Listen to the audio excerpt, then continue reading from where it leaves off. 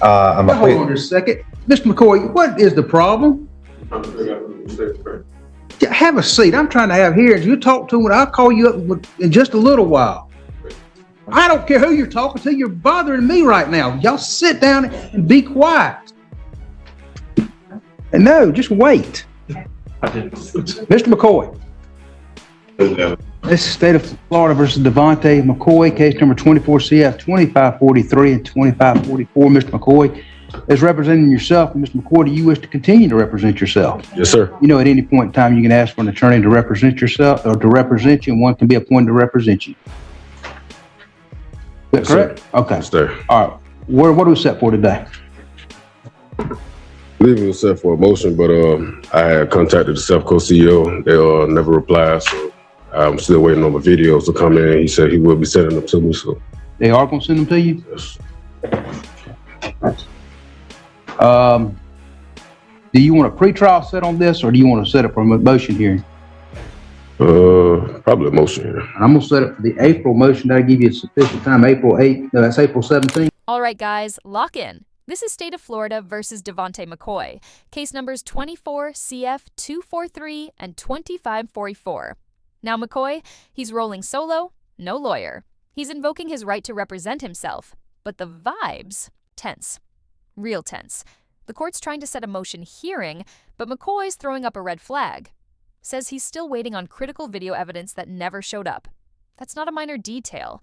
That's the foundation of his defense. Still, the judge locks it in. April 17th, 1:30 p.m. Mark it down. But here's the kicker. McCoy doesn't even seem to know who's actually handling his case. The defense is like a GPS with no signal. Spinning in circles, no direction, total confusion.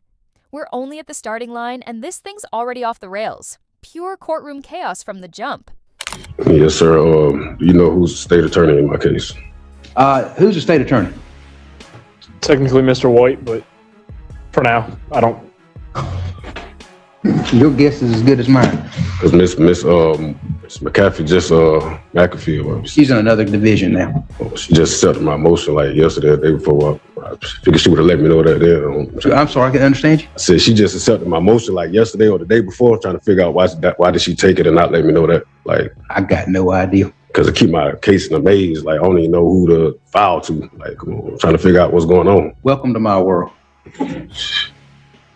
Yeah, been in it for a little minute. So all right, I go, but we'll set it for April 17th at 9 o'clock, and Mr. Sullivan, he can contact, if he's representing himself, contact your office or contact Mr. Sullivan. Okay. You said Mr. White. Mr. Sullivan is the supervising attorney, so that's who you want to talk to right now. Not today. He's got a bunch more to do, but that's right now. Mr. McCoy. Mr. McCoy, if you'll sign that notice. At 1:30. All right, Mr. Cruz, will. Things start heating. Up when Mr. Cruz makes the call. Meanwhile, McCoy's still in the dark. He doesn't even know who the state attorney is. It's like preparing for a legal fight without knowing your opponent. The court's trying to help, urging him to contact senior attorneys for guidance. But the whole process is a tangled mess of confusion and red tape. Still, the judge moves things along and sets a firm date. April 17th for the motion hearing. No more delays. No more guessing. Then Cruz calls again, giving McCoy one last doubt. You can still get a lawyer. But McCoy stands firm. No backing down, no legal team, just him. This isn't just a hearing anymore. It's war. And McCoy's walking in alone. Yeah. Mr. McCoy, come on up. I'm going to quick call your case. Mr. McCoy, you've made the decision to represent yourself. You understand at any point in time you'd like to have an attorney appointed to represent you. One could be appointed to represent you. Is that correct? Yes, sir. And we're set today. We got a notice of hearing. Second motion. Finish motion. Yes, the second motion to compel. Yes, sir. All right. Go ahead, Mr. McCoy. So, Your Honor, it's gonna be hard for me to move forward in my case without those my videos or that evidence. So, that's the only reason I'm putting in my second motion to compel. And I'm just saying, without it, it's hard for me to to have a defense. Because that contains all my defense. So that's pretty much. So at this point, He's asking, I guess they, at least separate them out. He's got a motion to compel the cameras from the store. Which we've dealt with several times before. I can't compel those. I mean, you haven't noticed those people. They're not law enforcement. They're not required to save those tapes. They're not required to send them in. I don't know if you've requested it from them individually. I did, but they said it had to be done through y'all. Yeah, well. Here's where things heat up. McCoy files a second request asking the court to force the release of video footage. He argues he can't properly defend himself without it, but the state quickly pushes back. They say the videos come from private businesses, not police sources, so there's no legal duty to turn them over. If McCoy wants them, they tell him to issue subpoenas and get law enforcement involved. Even then, police aren't required to go out and gather that kind of evidence. The legal back and forth is intense. Without the videos, is a fair trial even possible? That's the big question. You'd have to, if you were going to do that, you'd have to notice them. I think I've already told you. I sent a subpoena in. And, he answered with me and the owner talk, but they said they also need some law enforcement to come in to get the video. That I can't direct law enforcement to do an investigation. That's not my job. The attorney already went up there. She just didn't get it. She says she went up there anyway. The one that I had. Hey, Ms. McAfee. Well, this is a separation of powers. I don't direct law enforcement to how they conduct their investigations. Now, also, I think there was some cam recorded. If I remember correctly, recorded. Body cam footage. Yeah. You've not received any of those? No. Okay. These discs there are 3 discs here. It's got, my understanding is cameras from FHP. They're written on here. FHP videos, and then cell phone extraction is the 3rd disc. Okay, so what about the camera footage from Bay County? That's the ones I actually need. Those are the only FHP was only, they said they was only assisting Bay County. Bay County is the ones that the case is actually against because there were no body cams from those officers. These are the only body cams that they had body cameras on though. And I need that footage. Get even more tense. McCoy demands footage from Bay County officers, the ones directly involved in the case. But the state pushes back again, saying those officers didn't have body cameras. Only the Florida Highway Patrol did. McCoy does receive some FHP video and phone data on discs, but that's all. The court reminds him they can't force private businesses to hand over security footage. McCoy's frustration hits a boiling point. He's left with scraps, and it's nowhere near enough. The system's tough, and he's caught in the middle of it. And as far as the story video, that's where the crime scene took place at. I figured that is a private, that's a private organization. I can't order them to release information or to get that. I don't have any jurisdiction over them. Right. I can't just. According to Rule 37, Your Honor, you can't just not give me my videos, though. I'm pretty sure the officers got the videos because at the stores where the crime scene took place. You're pretty sure, but I can't, if they say they don't have it, if they say they don't have it, I can't make them say something they don't have. So that motion is denied. Do you want some time to look at those? This ain't gonna do me no good. Do you want to go ahead and set it for trial? I'm setting it in for a hearing, and I'm gonna put in my motion to dismiss. I'm gonna go to trial without my evidence. We'll set a motion to dismiss. That'll be May 23rd at 9 o'clock. Okay. I file all the paperwork. Very good. You step up and sign a notice. Well, if you get a notice, they're going to have you sign a notice, Mr. McCoy. All right. And see, Mr. Sullivan, you covered for Mr. Graham? Yes, Your Honor. Okay. Mr. Myers is here in case number 224842 and 224840. He's set for a Nelson hearing. All right. If you'll swear Mr. Myers in. The judge has had enough. McCoy's motion to force the release of evidence is denied. End of story. The trial is officially set for May 23rd at 9:00 a.m. The court orders McCoy to complete his paperwork and sign all required documents. No more stalling, no more excuses. This case is going forward, ready or not. The pressure's on, the deadline's set, and if McCoy wants a shot at justice, he'll have to step up and fight for it.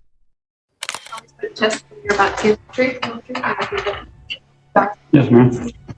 All right, sir, you're asking to have your attorney replaced, is that correct? Yes, sir. You wish to proceed with that motion? Yes, sir. You may go ahead.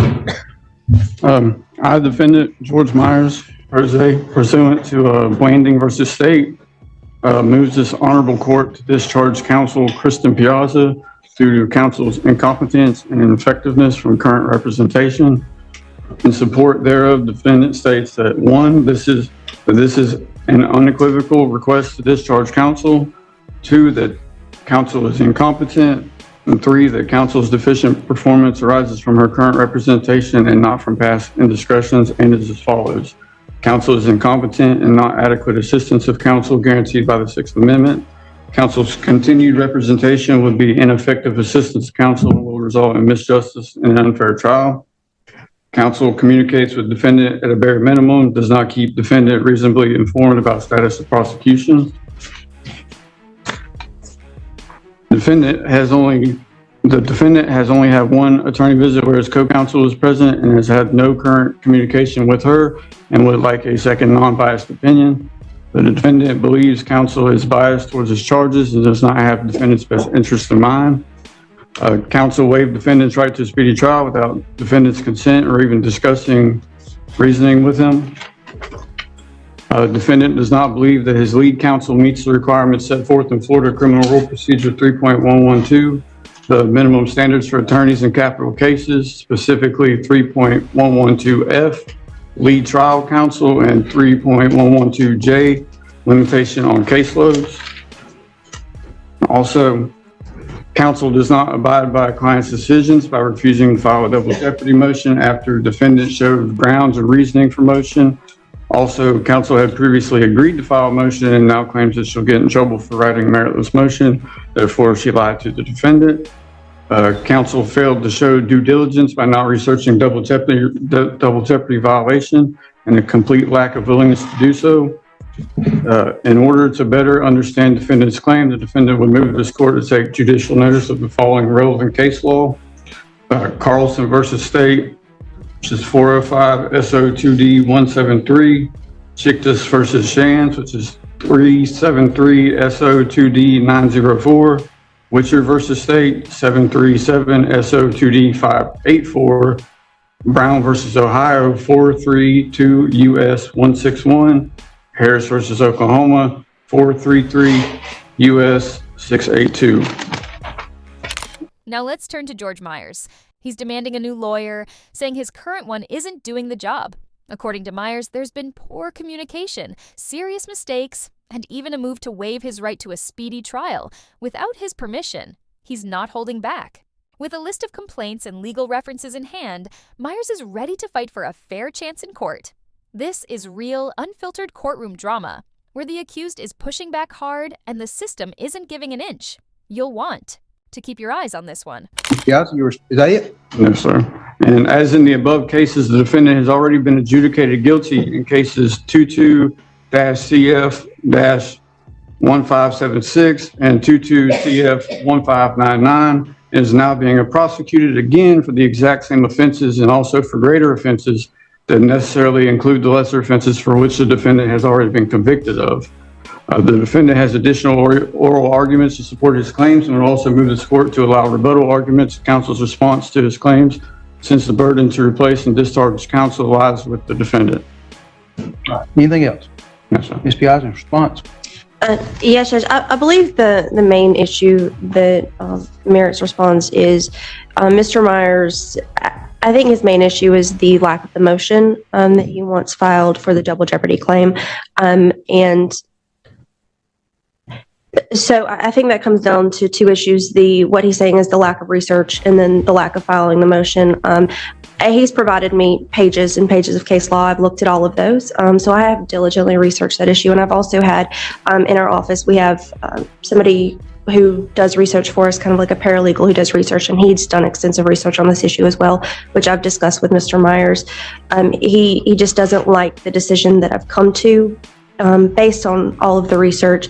And it was never my intent to promise him to file any kind of motion. It was more of an intent to, I will absolutely look into this. If there is a motion, I will absolutely file it. And that's still my stance, that if I ever do see a motion in this case, I will absolutely file it. But at this point, I don't see it, and I can't file a motion that has no merit because that would not be the correct way to move forward with the case. And that is why I have not.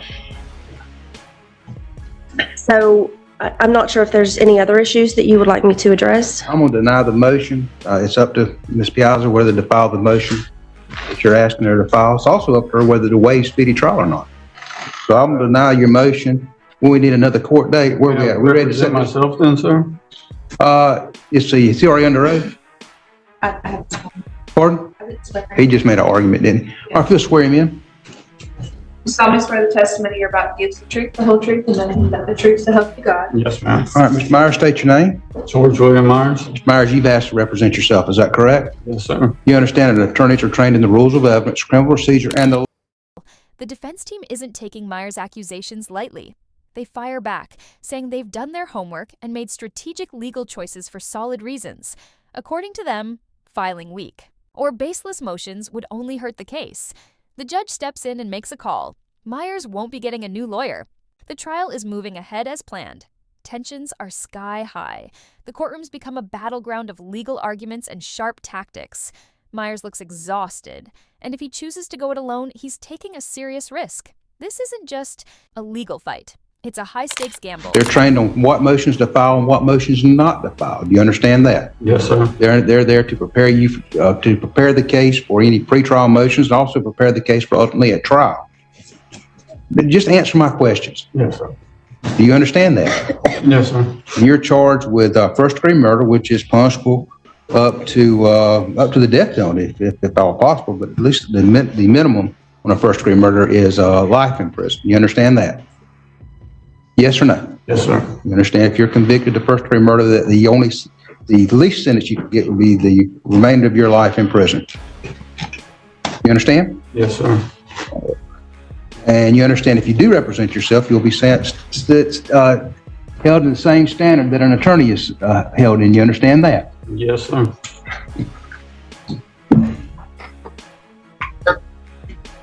Are you under the influence of any drugs or alcohol today which would impair your ability to make this decision? No, sir. Are you ever been diagnosed with any mental illness that would prevent you from making a decision in this matter? You understand if I find you competent to represent yourself at any point in time, you can ask an attorney to be appointed to represent you. Yes, sir. All right. All right, I am going to find that Mr. Myers is competent to represent himself. I'm going to allow him to represent himself. I'm going to allow the public defender's office to be backup counsel. That does not mean that Ms. Piazza is obligated to give you any advice or to help you in any way until she's appointed to represent, unless she's appointed to represent you again. You understand? Yes, sir. All right. Yes. All right. He did already have a court date.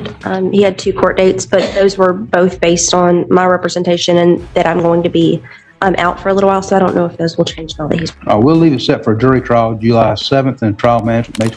At last, Myers is officially sworn in to represent himself, fully aware he's facing first-degree murder charges that could lead to life in prison or even the death penalty. The judge doesn't sugarcoat it. Without a lawyer, Myers has no safety net. If he makes a mistake, he'll have to live with the consequences. His mental competency is reviewed and cleared. Against all odds, Myers insists he's ready to take control of his own defense. A jury trial is scheduled for July 7th, with a trial management hearing set for May 23rd. This case is headed straight for a showdown. No more pauses, no more protection. It's all or nothing from here on out.